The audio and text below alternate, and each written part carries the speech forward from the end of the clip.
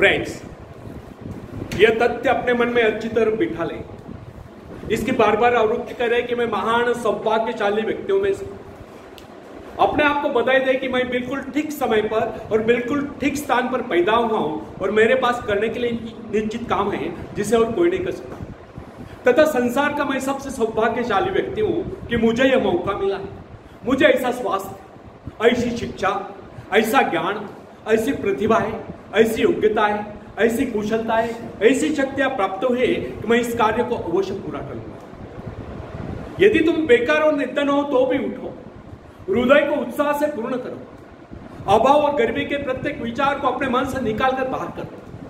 अपने मन में संपन्नता, समृद्धि, सब प्रकार की अच्छी चीजों के चित्र बनाओ। तुम्हारे लिए सब चीजें प्रस्तुत करने की सृष्टा की अर्थात सृष्टिकर्ता की अर्थात ईश्वर की सुनिश्चित योजना है। धर्म ग्रंथों को पढ़ो, उनमें ईश्वर की आज्ञा उल्लिखित है कि तुम गरीबी से अभागी या दुखी नहीं हो। इस बात का दावा करो क्योंकि ये परम सत्य है। तुम्हारा जन्म सिद्ध अधिकार कि तुम सौभाग्यशाली हो, ऊर्जा से युक्त हो, संपन्न हो, तुम महान भाग्यशाली हो। ऐसे विचार आते ही तुम सफल हो जाओगे। जड़ प्रकृति की भला क्या मजाल कि वो मानव को रोक सके, उस मानव को जिसे ईश्वर ने अपने प्राकृतिक रूप से बनाया है।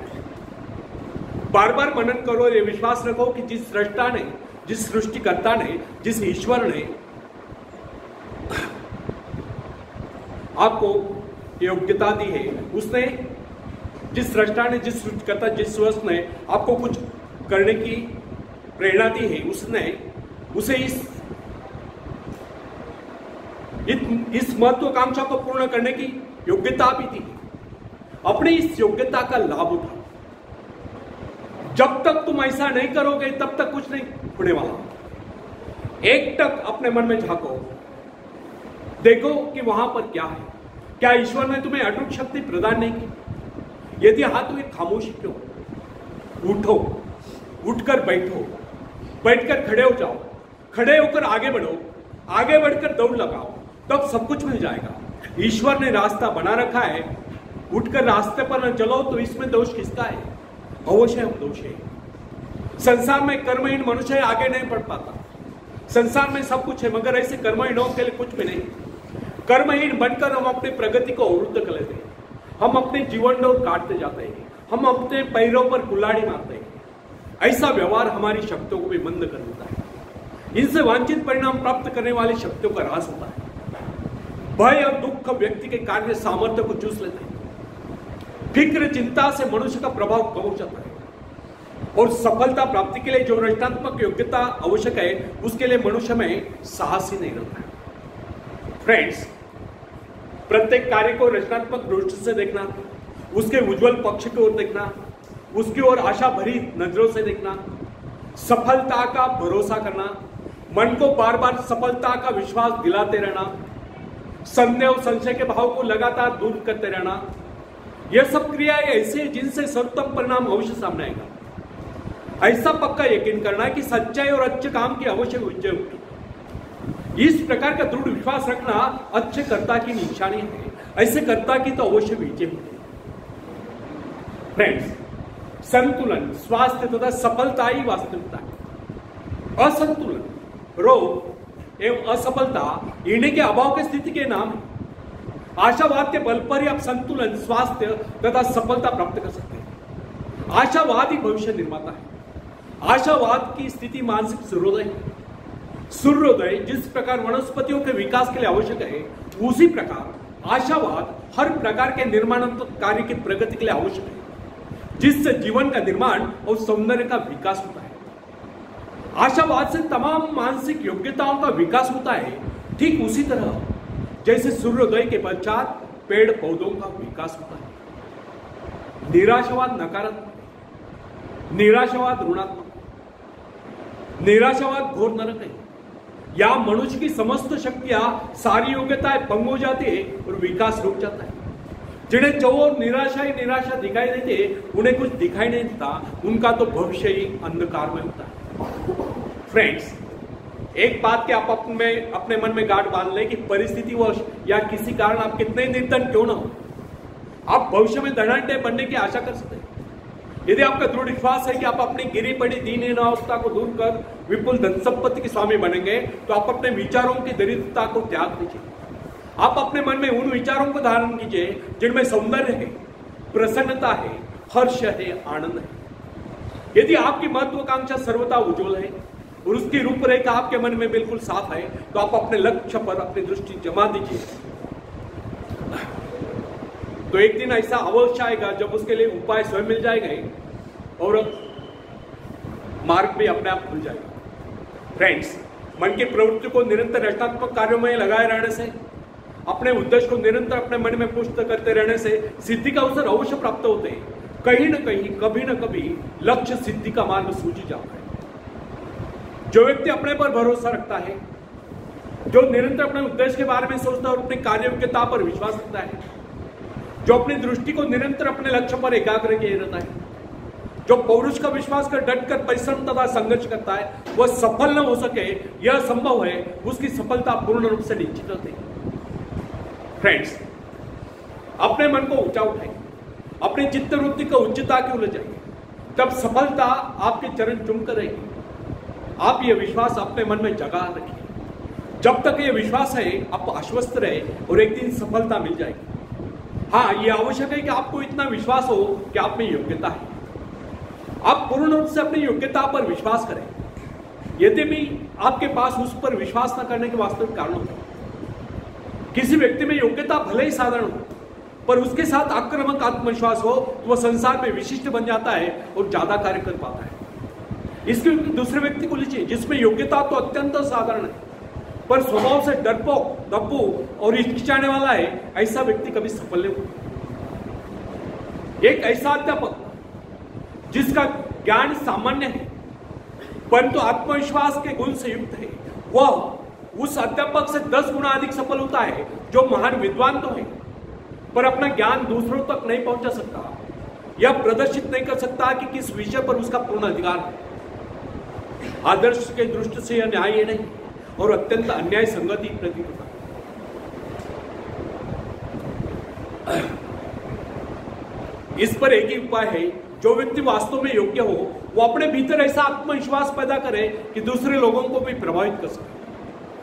फ्रेंड्स, प्रत्येक प्रकार का कार्य और व्यापार दूसरों के हम पर किए गए इस विश्वास पर निर्भर होता है कि हम योजनाओं को पूर्ण कर सकते हैं, ऊंचे दर्जे की वस्तुओं का उत्पादन कर सकते हैं, कार्यकर्ताओं को अनुशासन में रख सकते हैं तथा हजारों कामों में से कोई भी काम कर सकते हैं। जीवन बहुत छोटा है और संसार बहुत व्यस्त है। यहां पर किसी के पास इतनी फुर्सत नहीं वो इस बात की सूक्ष्म जांच पड़ताल करे कि अमुक आदमी इस काम को कर सकता है या नहीं, जिसका कि वो दावा करता है। अधिकांशतः यही होता है कि व्यक्ति अपने विषय में जो चित्र प्रस्तुत करता है उसे मान लिया जाता है, यदि भविष्य में वह इस विश्वास को खुद ही न खो दे। जब कोई आदमी काला कोट टाई आदि लगा ले तो दुनिया मानकर चलेगी कि वह वकील है, उस पेशे के लिए उपयुक्त है, जब तक कि वह स्वयं ही उसे अन्यथा सिद्ध नहीं करता। किसी डॉक्टर को अपने प्रत्येक रोगी के सामने यह सिद्ध नहीं करना पड़ता कि वह डॉक्टर है, उसका व्यवहार, उसकी बातें स्वयं इस बात को मनवा देगा। इसी प्रकार प्रत्येक विश्वासी व्यक्ति का व्यवहार बदला देता है कि वह कितना काबिल है। यदि आप भी अपना व्यवहार ऐसा बना ले तो आप सभी अवश्य सफल होते हैं। प्राय देखा गया कि हम कार्य रूप बनाते हैं, सोचते हैं कि तैयार है, इसका परिणाम यह होता है कि हमारा अधिकांश समय नष्ट हो जाएगा। कार्य अधिक आवश्यक, मगर उसके बारे में एक बार सोच ले, उस पर अमल शुरू करें। आप रचनात्मक चिंतन करें। रचनात्मक चिंतन का अर्थ है स्वास्थ्य तथा धन संपन्न। हमारी योग्यता है इसलिए कि हम पदार्थों का उत्पादन करें। निषेधात्मक चिंतन का अर्थ है चिंता, दीनता, अस्वस्थता और सब प्रकार के कष्ट। रचनात्मक विचार मनुष्य के संरक्षक है। वे व्यक्ति को असंतुलन, निर्धनता तथा रोग से बचाते हैं। हारे हुए लोगों के फौज में वही लोग होते हैं जिनका चिंतन ऋणात्मक तथा नकारात्मक। फ्रेंड्स, उत्साह, उल्लास, उद्यम और साहस, ये 4 प्रवृत्तियां व्यक्ति की सबसे बड़ी संपत्ति है। फिर से दोहराता हूं, उत्साह, उल्लास, उद्यम और साहस, ये 4 प्रवृत्तियां व्यक्ति की सबसे बड़ी संपत्ति है। जब नहीं करना चाहिए तब हम संकोच और लालच के मारे हाँ कर देते हैं, तो यह भी एक प्रकार का ऋणात्मक चिंतन है। जब हमारा निर्णय दोषपूर्ण होता है तब हम गलत सौदे कर बैठते हैं। साज दिखाने वक्त हम धन लगाने में चूक जाते हैं और सब प्रकार की मूर्खतापूर्ण कार्यवाही कर बैठते हैं। निषेधात्मक मन इस स्थिति में नहीं होता कि वो महत्वपूर्ण अवसर पर कोई उचित कदम उठा सके। तब हमसे भूले होती, त्रुटियां होती, गलतियां होती, साज दिखाने वक्त हम रुक जाते हैं और रुकने योग्य समय अपने को रोक नहीं पाते। जब हम निरुत्साहित होते, निराश होते, असंतुलित होते और आराम की स्थिति में पहुंचने के लिए बुरा भला कुछ भी करने के लिए तैयार हो जाते हैं, तो समझ लेना कि हमारी चित्तवृत्ति निषेधात्मक विचारों से घिरी हुई। जब हम भय और संदेह निराशा से ग्रस्त, जब हम भय और चिंता से ग्रस्त होते हैं, तब भी हमारा मन निषेधात्मक विचारों से ग्रस्त होता है, क्योंकि निषेधात्मक स्थिति में मन सदा ही कायर बना रहता है। इस प्रकार हम अपनी शक्ति कम कर लेते हैं, तब इसका परिणाम भी हमें भुगतना पड़ता है। उस समय हम आश्चर्य करते हैं, हम अपने को क्षीण मानते हैं, हम दुर्बलता का अनुभव करने लगते हैं। इसी कारण कदम कदम चलते हुए हम अनुभव करते कि हमारी शक्ति दुर्बल हो गई। जब हम में इच्छा शक्ति निर्बल हो जाती है, तब नेतृत्व के गुणों वाले हम पिछलगू बन जाते हैं। इस प्रकार जो लोगों को अपने पीछे चलाता, वही आंखें मूंदे लोगों के पीछे चलने लगता है। फ्रेंड्स, हमने जिस काम को पूर्ण करने का संकल्प किया है, उसकी सिद्धि पर हमारा अटूट विश्वास होना चाहिए। हमें उसकी सफलता की आशा करनी चाहिए। हमें उसकी सफलता के लिए अपनी संपूर्ण मानसिक शक्तियां लगा देनी चाहिए। हमारी मानसिक शक्तियां अनिवार्यता उस कार्य को संपन्न करके रहे। आशा जितनी अधिक होगी, उत्साह उतना ही उग्र होगा। उत्साह जितना उग्र होगा, मानसिक प्रयत्न उतने ही प्रचंड हो गए, और मानसिक प्रयत्न जितने प्रचंड हो गए, सफलता भी उतनी शीघ्रता से प्राप्त होगी। हमारी सारी मानसिक शक्तियों का स्वरूप हमारी आशा और हमारे संकल्प के अनुरूप है। फ्रेंड्स, जिस वस्तु को हमारा हृदय चाहता है, उसके स्वरूप का निर्माण हमारी आशा आकांक्षा, हमारे विश्वास, हमारे दृढ़ संकल्प और हमारे प्रयत्न द्वारा होता है। परिणामतः वह वस्तु हमें साकार रूप में प्राप्त हो जाती है। हमारे मन में वस्तु का जो चित्र विद्यमान रहता है, उसी के आधार पर हमारी सारी रचनात्मक शक्तियां निर्माण करने में लग जाती है। अंततः उसी के अनुरूप हमारी उपलब्धि भी होती। फ्रेंड्स, जिस व्यक्ति को शुभ आशा करने का वरदान मिला हुआ है, यदि वो अपने लक्ष्य की सिद्धि के लिए दृढ़ निश्चय कर लेता है, तो उसके मार्ग में चाहे कितनी बाधाएं क्यों ना आए, वो अपने संकल्प के बल पर उन बाधाओं को दूर कर देता है और अपने कार्य में सफल हो जाता है, अपने शत्रु पर विजय होता है। फ्रेंड्स, हमारे अंतःकरण में महान शक्तियां छुपी हुई है। उन्हें ठीक से देखें, उन्हें पहचाने कि हमारे शरीर में किस प्रकार की विद्युत शक्ति है। अगर हम उसे जान ले तो हमारा काम सरल हो जाएगा। कार्लाइल ने इस बात को कहा है कि जब व्यक्ति साहस नाम की विद्युत धारा से अपना संबंध जोड़ने का गुण सीख जाए, तो अपनी कार्य कुशलता में लाखों गुना वृद्धि करने में समर्थ हो जाता है। इसका कारण यह है, तब हम उस दिव्य शक्ति भंडार के सहयोगी तथा सहकर्ता हो जाएंगे। न केवल उस दिव्य शक्ति भंडार से स्वयं शक्ति प्राप्त करने में समर्थ हो गए, बल्कि औरों को भी शक्ति प्रदान करने में समर्थ हो जाएंगे। तब हम शक्ति का भंडार हो जाएंगे। इतनी अद्भुत शक्ति जिसका कि कभी स्वप्न में नहीं देखा होगा। जिस समय हमें ज्ञान हो जाता है कि सारी शक्ति उसी अनंत स्रोत से आती है और हमारी ओर स्वतंत्र तथा उन्मुक्त रूप में प्रवाहित होती है, और अनंत स्रोतों से आने के कारण इसका प्रवाह भी अनंत है, तब हमारा अंतःकरण उस अनंत शक्ति में स्थापित हो जाता है। तब हमारे भीतर का अशिक्षित मन शिक्षित उठता है, और तब बेईमानी, स्वार्थपरता, अपवित्रता जलकर नष्ट हो जाती है। ईश्वर वह नहीं जो हमें अच्छाइयों के प्रति अंधा बना दे, बल्कि ईश्वर वह है जो हमें अच्छाइयों को देखने की दिव्य दृष्टि प्रदान करे। धन्यवाद। आखिर में एक शेर कविता में पेश करता हूं, आप भी मुझे साथ देंगे। लहरों से डरकर नौका पार नहीं होती, कोशिश करने वालों की कभी नन्ही चींटी जब दाना लेकर चलती है, चढ़ती दीवारों पर 100 बार फिसलती है। नन्ही चींटी जब दाना लेकर चलती है, चढ़ती दीवारों पर 100 बार फिसलती है। मन का विश्वास रगों में सांस भरता है, चढ़कर गिरना, गिरकर चढ़ना न करता है। आखिर उसकी मेहनत बेकार नहीं होती, कोशिश करने वालों की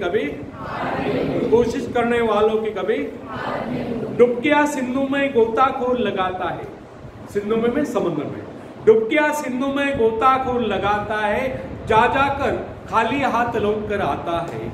मिलते नहीं सोची मोती गहरे पानी में, मिलते नहीं सोची मोती गहरे पानी में, मुट्ठी उसकी खाली हर बार नहीं होती, कोशिश करने वालों की कभी आखिरी पद आप सबके लिए बहुत इंपॉर्टेंट है, पूरे ध्यान से सुनो। असफलता एक चुनौती, इसे स्वीकार करो। असफलता एक चुनौती, इसे स्वीकार करो। क्या कमी रह गई देखो और सुधार करो। जब तक न सफल हो नींद चैन को जागो तुम, संघर्ष का मैदान छोड़कर मत भागो। कुछ किए बगैर ही जय जयकार नहीं होती, कोशिश करने वालों की कभी धन्यवाद।